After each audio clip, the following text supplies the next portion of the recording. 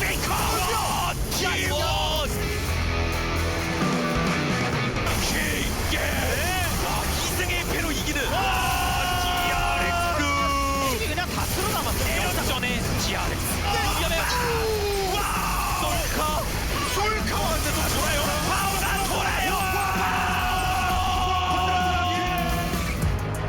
Just to 11.6.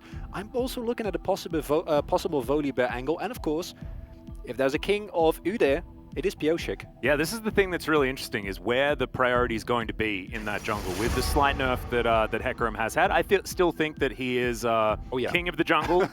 As Renekton going to be banned away. Now DRX, they're forced into a difficult choice, right? Do they ban nothing away and leave up Thresh and the Hecarim in the end? Can definitely punish. This is a different approach, though, which T1 has been favoring, saying that is it just we know Orianna? We know, yeah, exactly. We know Gnar has been nerfed. We know it's a pick that is under a lot of scrutiny. But Canna has shown that he has the level of control on Gnar that some like Kingen also had. And important to note, Kingen's Gnar in of itself is also a threat that T1 might not want to deal with, because yes, you can deal with the Gnar, but it does require a lot of jungle attention. And I don't think T1 wants to focus, or let Cuz rather focus on top side. This would be very comfortable here for T1, but it does mean that in the early game I expect Solka to actually have a little bit of pressure on Faker. Faker has been playing the Victor very effectively, though, recently. This was what they just obliterated Humble Life Esports on, and it was with one of these very strange drafts. It was still back on 11.5, but Jace is going to be picked up here, obviously. And this throwback. This is actually fantastic, though, because this not only destroys Gnar in lane, but sets DRX Leona come out as predictably as ever. And this is some stock standard drafting out of T1 right now, but is looking a little outdated.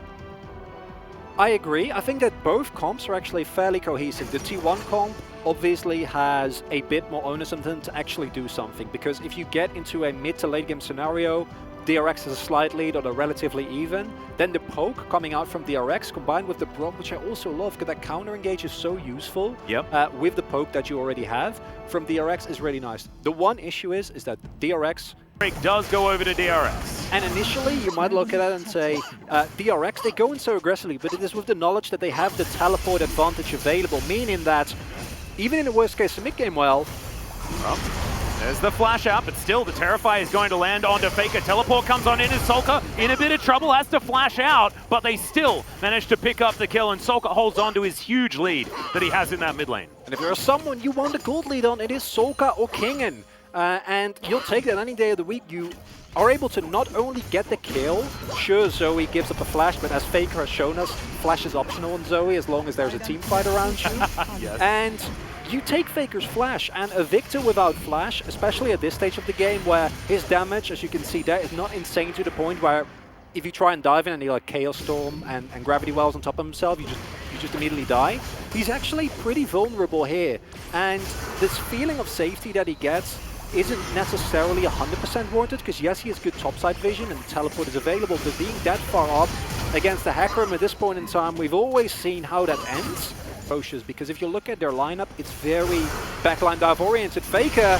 Yeah, in goes Pyosik, wasting no time at all, but now they're looking to try and turn this one around. Solka finds the paddle star out of nowhere. Cuz still looking for it. Remember, this tower is not there. He has flash available. Solka not so lucky, but Cuz doesn't want to press that flash button because it gives one potentially to the Zoe.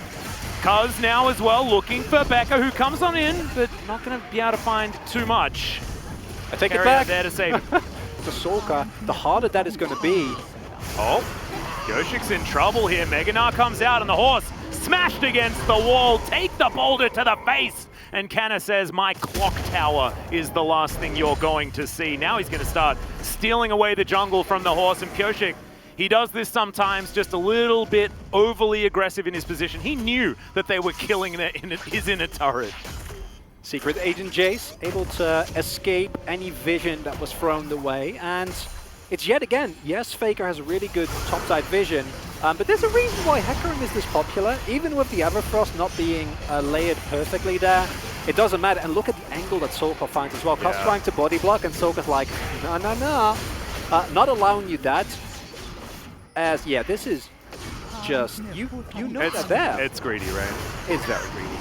And this is a problem that Pyosik has had, especially in the second half of the 3,000 in T1, of course, they don't want to flip. As Pyosik going to take a bit of damage from the Baron. Now it's the blue buff being delivered over to Faker. Slow comes in. There's the Zenith Blade as Teddy comes on over. Can they lock him down? The flash forward Teddy, so aggressive as the horse will fall. Carrier taking a fair bit of damage as the Chaos Storm getting hyper value in the backline. I don't know how T1 have done this or why they decided to go for that Baron, but it worked out beautifully. And we said T1, they have a composition where you need to pull the trigger. Well, they pulled the trigger there. Flash forward from Faker, flash forward from Teddy, flash forward from Carrier. It's still risky to go for this Baron because there's so much poke available.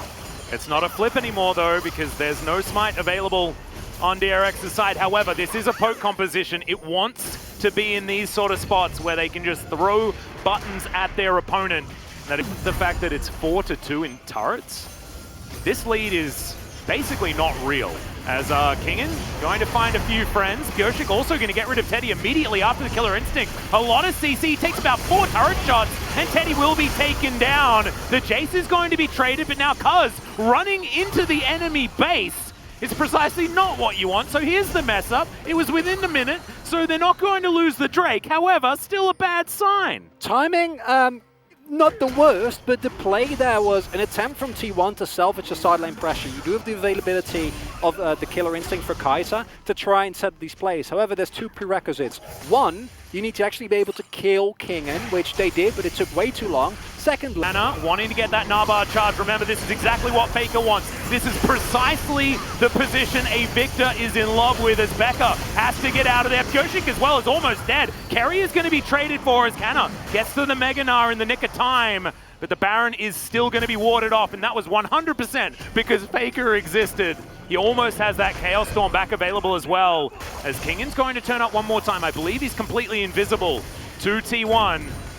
Now Teddy getting into the area, and now we're just going back again as they force the reset. The Braum is still backing. The Pyosik's coming from base right now. it's fast. Bubbles still getting on in here. Yeah, remember, this is Kai'Sa. She does do a lot of damage to the Baron, but once again, T1 are not willing to flip. And had actually gone for a reset here as they see Kingen in the mid lane. All right, here's the team fight. Big Gnar into the wall, but only really landing onto Becca, who goes golden as well, soaking so much of this damage. Chaos Storm is going to wear out as Teddy tries to be a hero 1v3 in the backline. Does he have the ability to keep himself alive? He flashes into the wall, will be taken down, and Bao will survive. And T1 are limping away from this battle. Faker now in trouble. Remember that flash from earlier? Yeah, you ain't getting out of that one. And Pyosik will take down the man in the mid lane, and T1 make a fumble that could cost them this Baron. And they want to pull the trigger, understandably, but I feel like, as you said, they blew everything on Becca. It's just a Braum. He stalls with his shield, then he stalls with the stopwatch, and that means that DRX, after all, now going to be able to pick up the Baron here. And a poke composition with Baron at this point in the game. And now Canna's going to dive forward, gets the Gnar back on through, good wallop, and Bao disappears from the fight. Now running away is the Udyr, not going to be so safe, but the bottom lane's dead. The Jace is dead, and Faker is at full health. Carrier able to get all of his CC down, and DRX will be lying on the floor. Carrier even presses his stopwatch. He will, no, I was about to say that he was going to go down. Eventually he does, but that is the ace for T1, and the teleports erupt on the top side of the map. Faker will return the favor, and the inhibitor wasn't even taken.